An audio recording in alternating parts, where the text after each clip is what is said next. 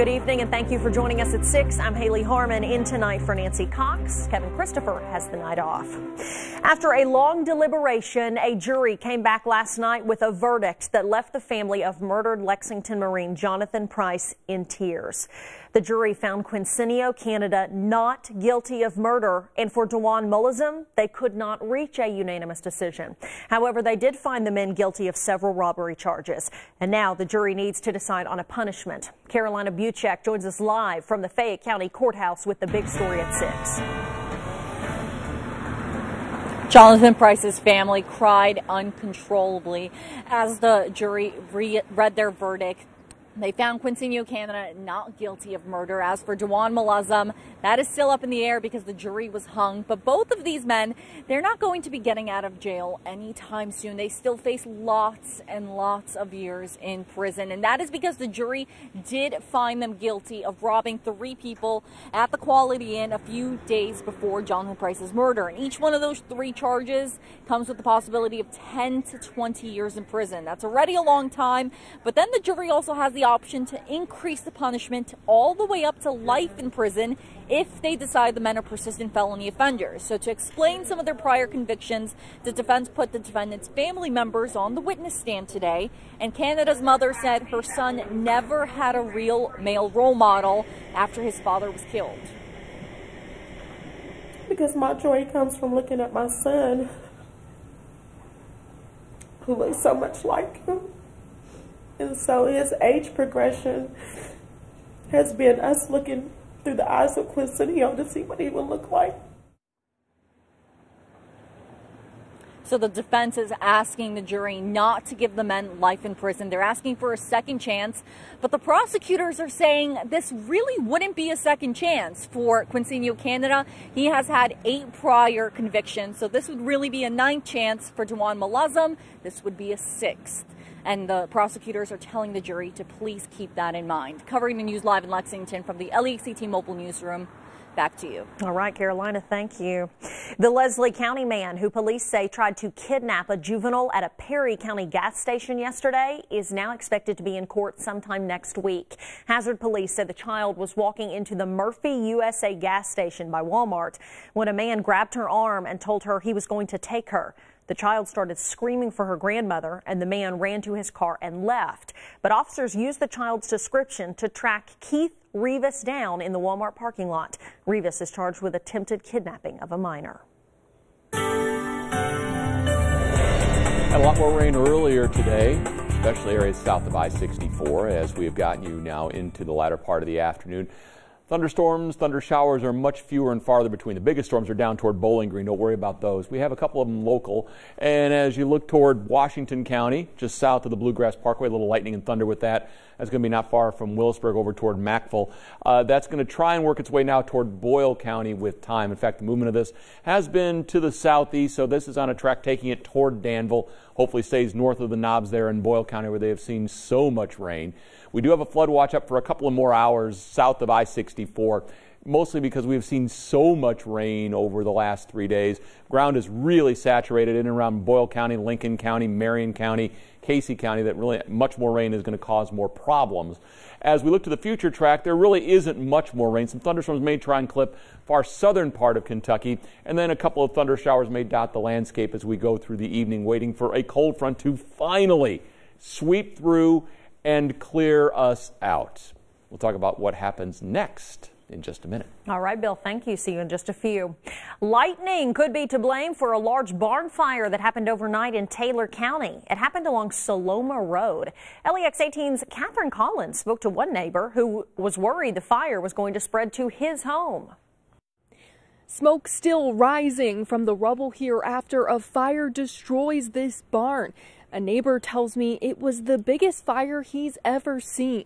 This is what that neighbor saw early this morning along Saloma Road in Taylor County. The glow was so intense that I couldn't really tell where the fire was coming from, and when I looked over at the barn, it was just rolling up over the rooftop. He didn't want to show his face on camera, but says he believes the fire was started by a lightning strike, part of storms that swept through the area overnight. It was a really bad electrical storm. It went on for hours into the evening. He says he was terrified at how close the fire was to his home, where he and his children had been sleeping. We were really fortunate. The wind happened to be blowing the opposite direction of the house. Had it have been blowing our way, it definitely would have caught the house on fire. He says he called 911 and the Taylor County Volunteer Fire Department responded quickly to get the fire under control.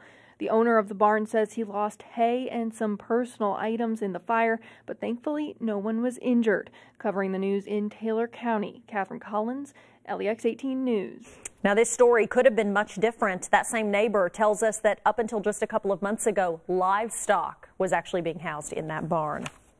The flash flooding in Lincoln County this week has left several families there without homes. LEX 18's Claire Kopsky brings us the story tonight from Houstonville. I don't even know right now what to even think. Day before yesterday, everything was fine. We was happy, and now we're just trying to figure out hope. Where's the hope? Less than 2 hours is all that it took for the water in this creek to rise up the hill and over the road to ruin Lucinda Williams' home. I got up. I opened the door, and I swung the door open, and I was in shock. Yesterday morning, Williams looked outside to find at least 5 feet of water, which quickly climbed to 10 feet. Her home, along with others on her street, filled with creek water. Everything's gone from here. Smells like creek.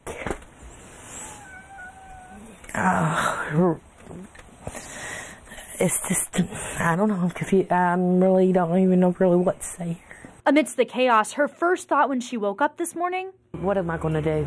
As a parent, what am I going to do? How am I going to explain this to my child? Williams has a 6-year-old daughter now without clothes, toys, or a place to rest her head. I don't even know where we're going to lay tonight. Where to lay or what to do. Williams is at a loss and will rely on her community for hope for the days to come. Covering the news in Lincoln County, Claire Kopsky, LEX 18 News. Well, tonight the Houstonville Fire and Police Departments are going to be bringing out their own families to help those who lost their homes with cleanup. A terrible accident shut down a busy road for hours this afternoon in Scott County. The Sheriff's Department there says a father and son were headed towards Lexington on Newtown Pike when they tried to avoid a deer. LEX 18's Jacqueline Nye has the story. With Newtown Pike's twists and turns, the people who live along the road say it's seen its fair share of accidents. People drive a little faster than they should on those curves since they've lived in this area for a long time. The Scott County Sheriff's Department says the truck was headed towards Lexington when the driver lost control, trying to avoid a deer. Accident reconstructionists believe the truck rolled 4 times. You're better off to probably go ahead and hit a deer or an animal than to take a chance on dropping off the shoulder, which is going to push you across to the other shoulder, which what you see behind me could be the outcome of that. It was in that very same curve where Caitlin says her family almost hit a deer. Really be aware of your surroundings, and especially at night, and like when the sun's about to go down, just be careful out on like curves and stuff or roads you haven't traveled on. Covering the news in Lexington, Jacqueline Nye, LEX 18 News. The Scott County Sheriff's Department says they believe the son was driving and is expected to be okay. His father, though, was taken to UK hospital with life-threatening injuries. 5 cats left abandoned by a dumpster are now recovering at an animal shelter. Once they've recovered, employees are hoping the older cats will be able to find homes. Conroy DeLuche has more for us from Scott County. On a rainy Monday, a driver took a wrong turn down this road in Georgetown. Stopping only once, he spotted cages. Inside, 5 cats, all abandoned, wet, and hungry. They look rough. They do. They look old. They look very old. They're sick. They don't have teeth. The driver took the cats to the Scott County Animal Shelter.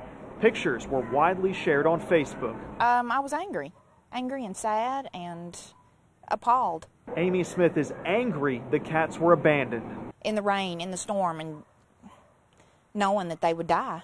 The cats are in isolation now, receiving antibiotics and treatment to help nurse them back to health. Nurses say both cat rooms right now are full at the shelter, and they've even taken in other cats that were thrown from cars and left for dead. Just tossed away like trash. A little bit of good news. Smith decided to adopt this cat, and once she passes testing, she's going home, but she hopes to see all the felines find a forever family. If you'd like to help out the Scott County Animal Shelter, you can check out their Facebook page. We'll attach a link on our website, LEX18.com. Covering the news in Scott County from the LEX18 Mobile Newsroom. Back to you. Conroy, thank you. An update, Lexington city officials say the 2 Confederate statues removed from downtown last year should be moved to their new home in the Lexington Cemetery sometime in late July. A city spokesperson says bases for the statues of John C. Breckinridge and Thomas Hunt Morgan are being quarried in Vermont, and they should be ready by the end of this month. But it will take a little longer to put the statues in place because they also have to put up security cameras. Family and friends will soon be gathering for backyard barbecues and other festivities to celebrate the July 4th holiday this year. But all too often, fun with fireworks can turn into a trip to the emergency room, or even worse. We've got some tips for how you to stay safe this July 4th next on LEX 18 News at 6.